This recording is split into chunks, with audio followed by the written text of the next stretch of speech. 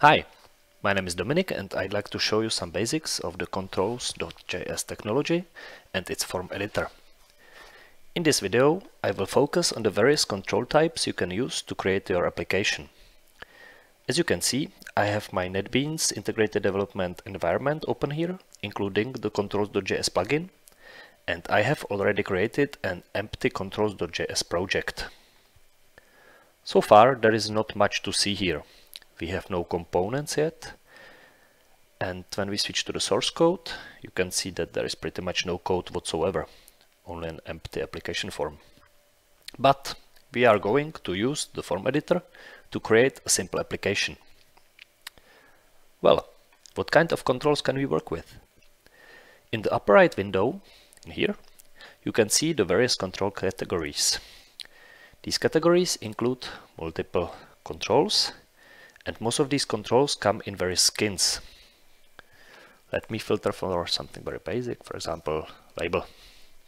You can see that there is 3 kinds of labels here, but in fact, this is just one component varying by its 3 skins.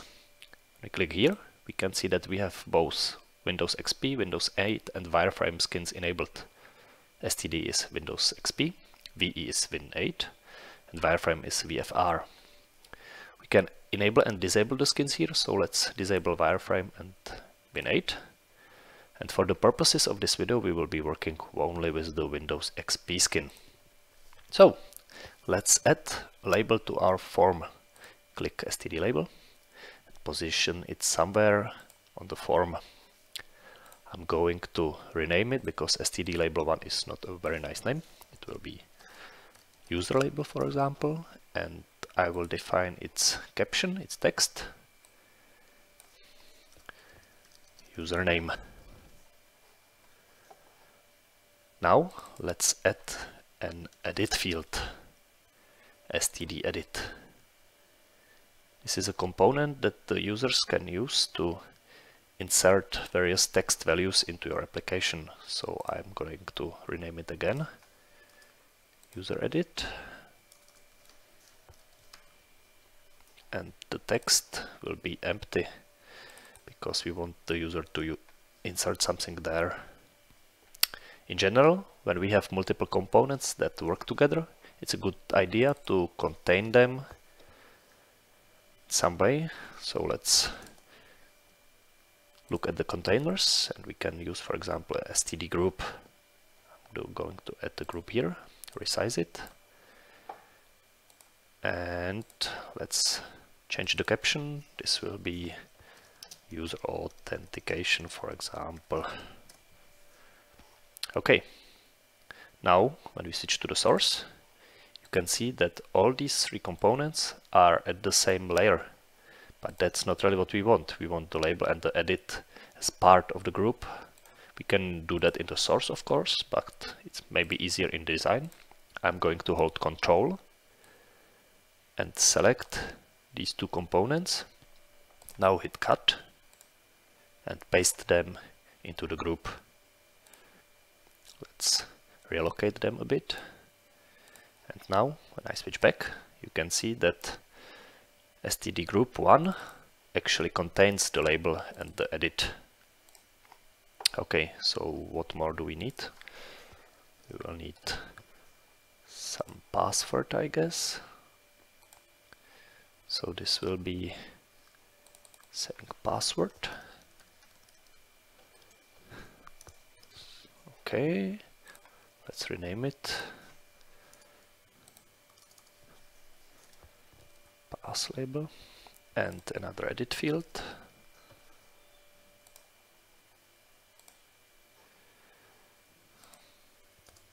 Pass edit,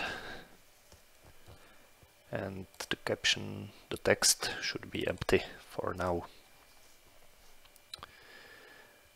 So I guess we will be needing a button to confirm the user's selection, its input. So I'm going to add the button. It's gonna say confirm, and let's not rename it. That should be fine for now. So what other controls are at our disposal? Other basic component you are probably familiar with is a checkbox. Let's type okay, checkbox. Checkbox is a way to get Boolean values true or false from your users. You can define various properties, for example the checked property. When it refreshes, you can see that the checkbox is now checked. Another useful control is dropdown, std dropdown.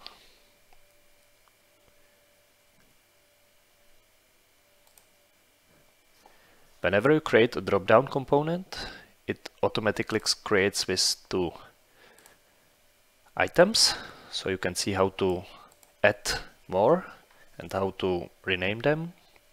So let's change something. For example, this will be first item, this will be item 2, that's fine, and let's add another. Last option. Okay, std dropdown, let's define some text. You can do that in the source tab, of course, as well, but this is easier. My drop. Other basic control type is the radio button. So buttons, radio button. This is kind of similar to the checkbox, but when you have multiple radio buttons, they actually allow the user to only select one of them. So when I add another radio button and I try to make the first one checked, you can see that it checks. But now when I try to check the other one, checked, you can see that the first one actually unchecks because they are in the same group, so only one of them can be actually checked. But we can of course define what kind of groups they will belong to. So the second radio button will belong to the radio group 2. And now you can see that both are checked because they belong to different groups. I guess we don't want that, so I'm going to change the first one's group as well, or not change, define it. Make it 2, the same group as the other one, and uncheck it so it makes more sense. Okay, the last control type I'd like to show you here are the pages. Pages are a container type consisting of several separate panels. The user can switch in between those and they can hold various controls. You can add, remove and switch pages by right-clicking the pages control. So I'm gonna right-click and add page. There are 3 pages now. Let's switch to the first one. We are going to put the user authentication group in there. So cut and paste. Okay. Let's put it a bit more to the top and resize it a little. I'm going to switch to the second page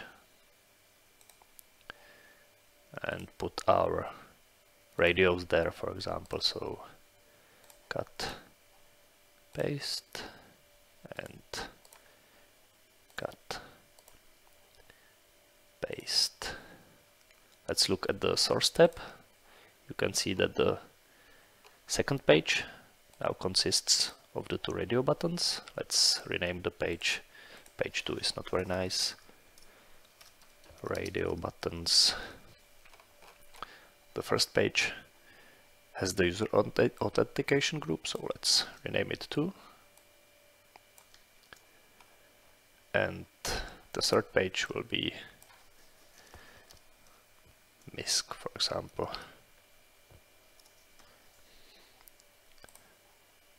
Switch to the third one and put our remaining controls there. Cut, paste And once again. Okay, so we have created some simple controls. Let's have a look at how our application actually looks like. Let's hit Run Project. Chrome will open. The application will load. As you can see, we have our controls here, the checkbox, the drop-down with our defined items. First item, item 2, last option. We can switch in between the pages, the radio buttons. And this is our fake user authentication. Some user, some password. Well, so far the controls don't have any real functionality attached to them, but this is just a simple example showing of the various control types. You can of course add view models or various events and functions to your GUI, and that's how applications are made, but that's a topic for another day. In this video you have seen how to easily create a user interface in the form editor. So that's it from me for now. Thank you for your attention and see you next